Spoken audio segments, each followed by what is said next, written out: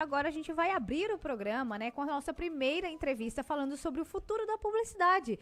Os publicitários aí que tem uma luta árdua, diária, né? A gente sabe que o publicitário ele tem que ser muito criativo e acompanhar o movimento, né? E as transformações do mundo e do mercado, né? Inovação e as estratégias que devem marcar 2026. Para essa conversa, recebemos Jonathan Manique Barreto, CEO da SDI Comunica, da SDI Conecta e da SDI Transforma. Jonathan, bom dia, obrigado por ter aceito conversar com a gente hoje. Bom dia a todos os ouvintes. Jonathan, conta um pouquinho pra gente como que você avalia o momento da publicidade no Brasil hoje, né? O que mais mudou nos últimos anos? A publicidade, acho que como todos os setores, né, ela vem se reinventando, se atualizando, se modernizando e acho que é um dos setores que mais passou por isso de uma forma drástica, assim, né? Porque o ambiente digital trouxe uma complexidade muito maior pro mundo da comunicação. Hoje, a gente precisa trabalhar com muitos canais, né? Muitos perfis diferentes de consumidor, com a atenção extremamente dividida, o tempo todo a gente sendo bombardeado de informações e a gente precisa achar um espacinho que chame a atenção das pessoas para que elas nos percebam, né? Nos escutem e nos consumam. Então, acho que a, a grande complexidade é justamente montar esse quebra-cabeça. Assim, né? Entender qual peça encaixa em qual lugar, para qual situação, para a gente conseguir ser eficaz. Claro, no paralelo, né, a tecnologia não traz só mais complexidade, mas também nos traz mais recursos, né? A gente tem um poder de mensuração aí muito maior, um entendimento de onde dá resultado e onde não dá. E agora, né, além do ambiente digital que já apontava e trazia todo esse cenário, a gente tem um ambiente de inteligência artificial aí também, né, que é algo que está dominando o mercado publicitário cada vez mais, né, o auxílio das inteligências artificiais, o avanço delas, né, para a criação de imagens, de texto, de vídeo, da própria estratégia, né, vem sendo utilizada.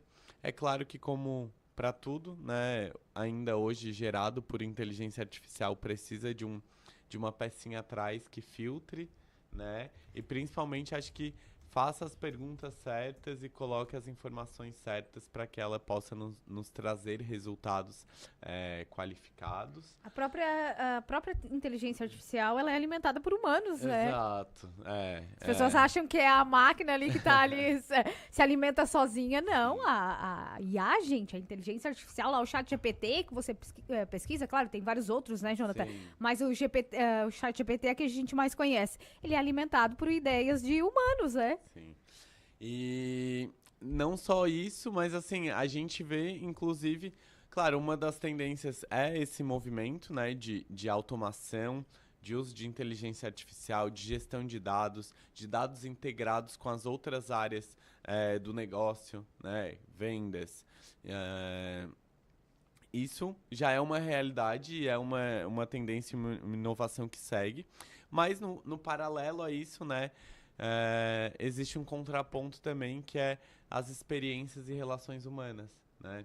Quando tudo fica mais frio, mais tecnológico, a gente, ser humano, né, busca um quentinho, né? Um ambiente que a gente reconhece, que a gente se sinta bem, que a gente confie, né? Então, a gente também vê, né, o marketing de experiência como uma tendência que vem crescendo novamente cada vez mais. A gente teve um boom pós-pandemia quando estava todo mundo, depois de ficar em casa, querendo fazer alguma coisa, né? E a gente vê cada vez mais a crescente da interação desse marketing de experiência em eventos, em situações, em oportunidades específicas que as marcas conseguem abraçar, né, identificar o que as pessoas estão falando, né, naquele momento, o que está acontecendo e entregar uma experiência a partir daquilo, né? É, a gente vê também, né, uma frente aí justamente de cruzamento dessas duas vertentes, né, de a gente tentar usar o marketing de experiência não só para emocionar e criar uma relação, mas também agora já cruzado com recursos do ambiente digital, onde essa própria experiência também leva à conversão, né? Então, no ambiente não só de shows e grandes eventos, mas de feiras, né? De ambientes que são direcionados para negócio, né? A gente vê muito essa dinâmica da experiência versus a conversão. Então, de a gente poder deixar, de alguma forma, um sentimento bom, mas a pessoa precisa deixar o contato dela para que a gente precise continuar se relacionando e depois tentar gerar uma venda aí nesse processo, né? Jonathan, como que as marcas precisam se posicionar, então, nessa nova era, né? Nesse novo perfil de propaganda? Porque eu quero que tu, primeiro, antes dessa, me responda, para quem está nos ouvindo, nos acompanhando, o que um publicitário faz? Para essa galera entender. Começar do começo. Isso, aham. Assim, o publicitário, ele é o responsável, né, por criar todas as campanhas de comunicação, às vezes de marketing, dos clientes. Na verdade, é uma área muito ampla, né? Ela pode trabalhar tanto em veículos de comunicação, como a rádio, que estamos aqui. Certamente no time tem vários publicitários, né? Tem, muitos. Pode trabalhar em marketing de empresa, pode trabalhar em agências, que também hoje tem uma infinidade de vertentes, né? De tipos de agência, de experiência, de relacionamento, de comunicação, offline, online, full, de estratégia de consultoria. Então, e dentro do próprio negócio, por exemplo, da própria agência, tem várias funções diferentes, né? Tem a pessoa que cuida da negociação de mídia, tem o designer que vai, de fato, fazer o layout das peças e a criação, tem o redator que só escreve os textos, né? Enfim, tem uma infinidade de áreas dentro da publicidade, né, que pode se fazer, mas de modo geral, assim, é o setor que cuida, né, do ambiente de comunicação e marketing para que as marcas possam se relacionar, agregar valor ou vender mais. Tá, e agora a gente fala, né, como que as marcas precisam se posicionar diante desse novo perfil, né? As marcas, elas precisam se impulsionar, porque como você falou, tem muita propaganda por aí, e aí quem está de fora, a gente está assistindo, quer escolher determinado produto ou determinada marca, mas tem muita propaganda, muita coisa igual. O que vai fazer eu me destacar? Perfeito. Eu acho que é identificação, né? Primeiro entender quem é essa marca, né? Com que público eu me relaciono? Onde eu estou inserido? Né? O que faz sentido no meu ambiente de marca, no meu território? Porque, assim, hoje em dia as marcas precisam sim se posicionar, mas se posicionar não sobre tudo. Não sobre todos os assuntos, né? Só o que é pertinente para o teu território, que faz sentido falar da tua marca, né? Se eu sou uma marca que fala de saudabilidade, não preciso necessariamente falar de política. Eu não preciso me posicionar sobre tudo, mas entender quais territórios de conteúdo fazem sentido com a minha marca e fazem sentido para eu me relacionar com o meu público e criar uma relação de valor, né? Então, isso é um fato. Marcas que não se posicionam em nada estão fadadas, né, a derrota, aí, né, a não existir. Hoje o público quer personalidade, né? Marcas que a gente se identifiquem. Justamente isso que tu falou. Tem 10 marcas falando comigo. Aqui é mais feijãozinho com arroz, aqui que não tem um posicionamento claro, aqui vai ficar lá por último, não vai chamar a minha atenção.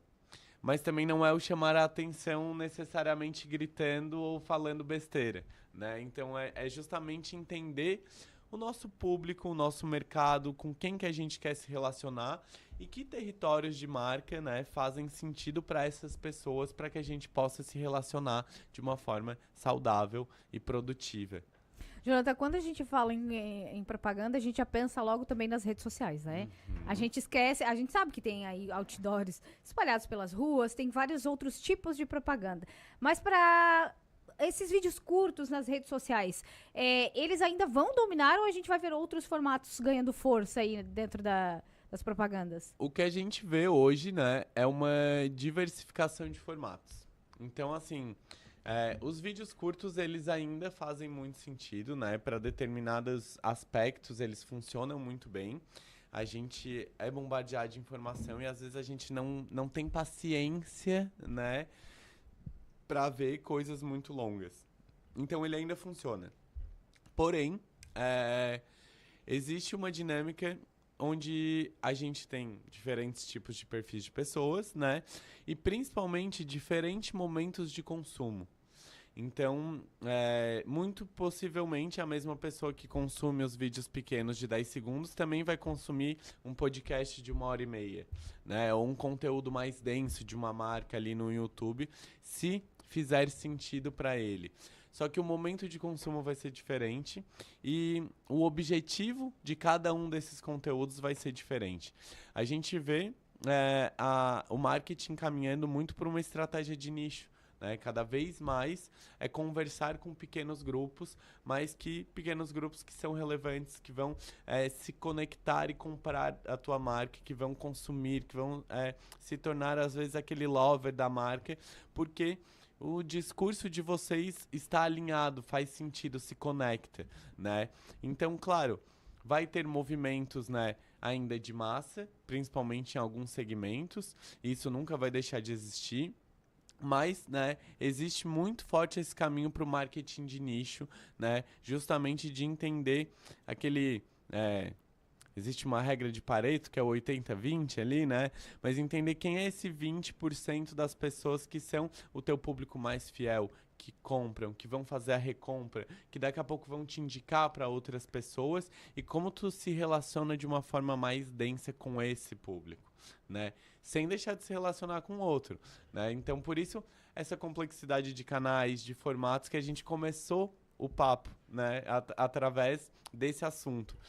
Porque hoje são muitos formatos, muitos momentos e a gente precisa se adaptar e entender o que faz mais sentido para cada marca. Então, a grande sacada é você conversar com o seu público. É você fazer as pessoas se identificarem com a sua marca também. Um exemplo simples, tá? Eu gosto de correr.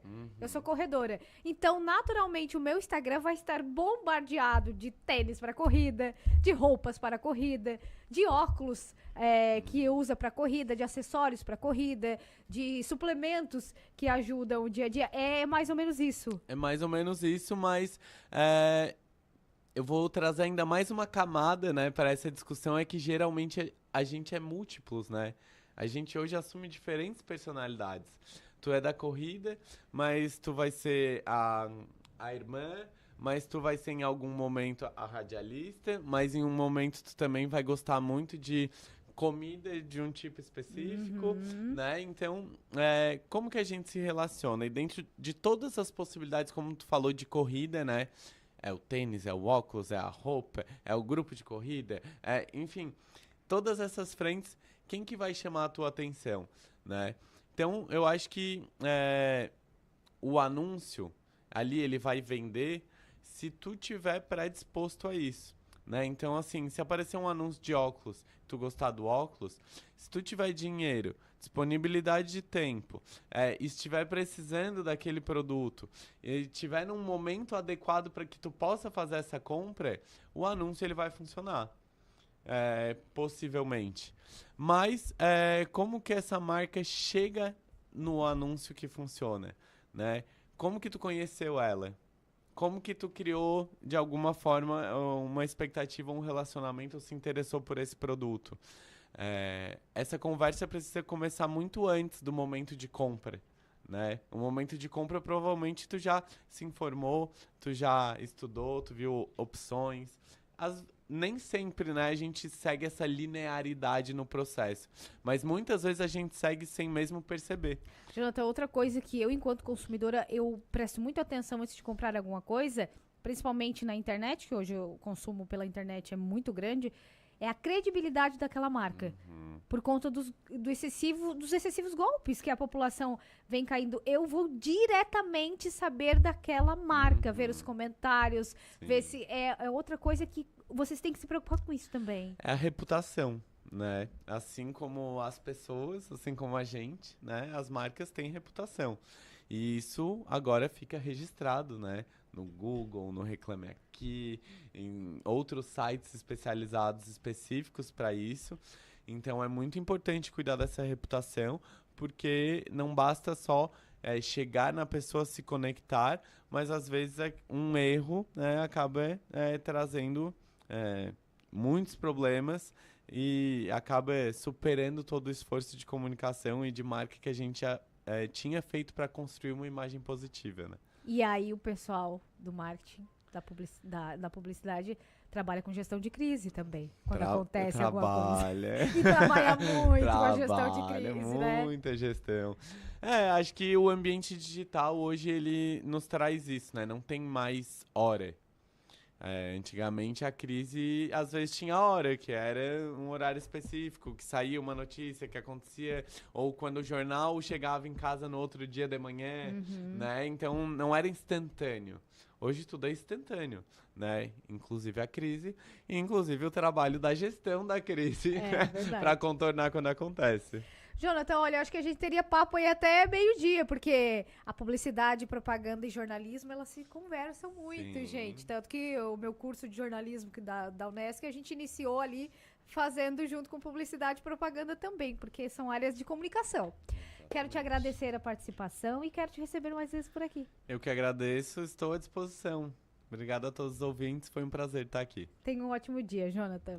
Tá aí, gente, Jonathan Manique Barreto, CEO da SDI Comunica, SDI Conecta e SDI Transforma, falando sobre a transformação da publicidade em 2026 e aí ao longo dos anos, porque todo ano tem novidade.